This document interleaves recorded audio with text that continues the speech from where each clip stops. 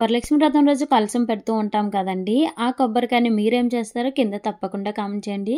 నేనైతే ఈ విధంగా కొబ్బరి లడ్డూలైతే ప్రిపేర్ చేశాను. కొంతమంది ఏం చేస్తారంటే దాంతో పచ్చడి చేస్తూ ఉంటారు. అలా అయితే అస్సలు చేయకూడదండి.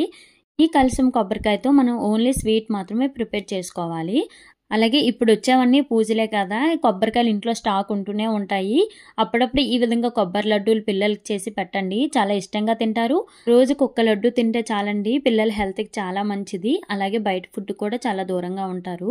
ఫస్ట్ అయితే కొబ్బరికాయని మిక్సీ అయితే పట్టుకోవాలండి. మీరు తురుముకోవాలంటే తురుముకోవచ్చు కొబ్బరి తురుములాగా. నేనైతే మామూలుగా మిక్సీ అయితే పట్టేసానండి. స్టవ్ పైన ఒక పాన్ పెట్టి నెయ్యి వేసి సిమ్‌లో పెట్టి అయితే వేయించుకోవాలి. కొబ్బరి తురుము వేయించుకునేటప్పుడు ఒక సైడు బెల్లం అయితే పెట్టుకోవాలి. ఒక కప్పు కొబ్బరి తురుముకి హాఫ్ కప్ బెల్లం అయితే వేసుకోవాలండి. నాదైతే 3 కప్స్ అయ్యాయి. అందుకే నేను 1 ½ కప్ బెల్లం అయితే వేసుకున్నాను.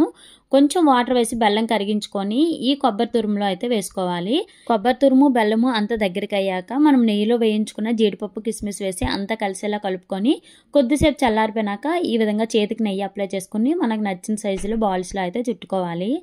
చాలా టేస్టీగా ఉంటాయండి. జ్యూసీగా ఉంటాయి. పిల్లలు కూడా చాలా ఇష్టంగా తింటారు. కొంతమంది పాకం పట్టి లడ్డూలు చేస్తూ ఉంటారు. అవి పిల్లలు తినడానికి చాలా గట్టిగా ఉంటాయి. ఇలా చేస్తే పిల్లలు చాలా ఇష్టంగా తింటారండి. వీడియో నచ్చితే లైక్ చేసి ఛానల్‌ని అయితే తప్పకుండా ఫాలో చేయండి friends. Thank you for watching.